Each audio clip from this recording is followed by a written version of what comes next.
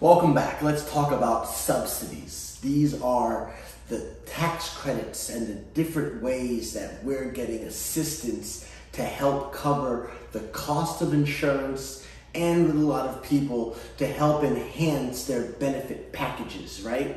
So these subsidies are based off of what they call the FPL, which stands for Federal Poverty Line. It's basically going to tabulate where your income and household size fit in the demographics of the country. So between 100% and 400% is where you're going to get your tax credit.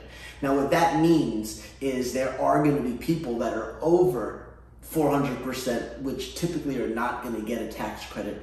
And there's also people that are under 100%, and those people are also not going to file or not going to qualify for a tax credit. Now, the ones that are under are typically the ones that are referred to Medicaid. Now, hopefully your state took the Medicaid expansion that was offered years ago and has accepted these people onto their plans, because a lot of these states didn't. And what we found was there was a lot of people that were in between what Medicaid would accept and where the ACA limits were. So these people right here were like in between two rocks and ended up getting nothing whatsoever. If that happens to one of your clients, the first thing that I would do is see if you can put their income to the bare minimum. Obviously, if they're telling you they make $3,000 a year, you don't want to bump that to $12,000 and change. But if they're telling you they're at 10 to 12 is definitely something that I would recommend doing. Now again, with these particular plans, everything is based off of the federal poverty level, the limits of the graph between 100% and 400%.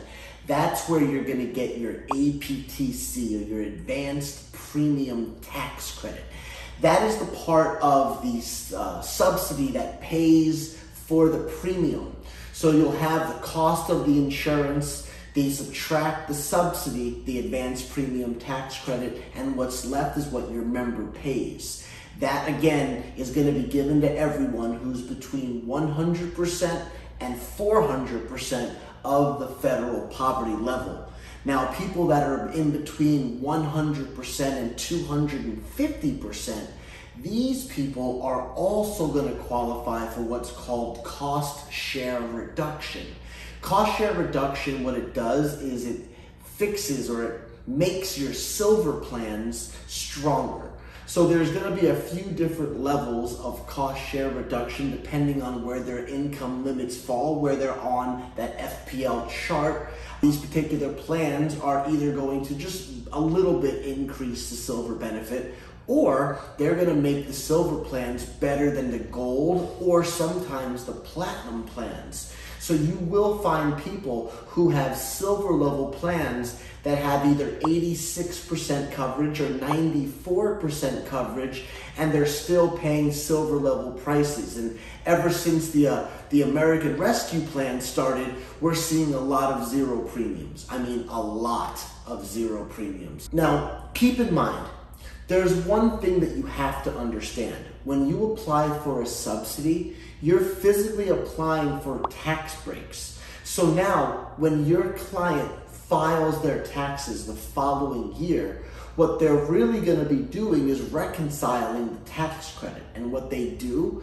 is they look at the number that you first applied for in November, and then they go ahead and at the end of the year, when your client files their taxes, they take their income and they re-establish another subsidy. So they apply for it a second time.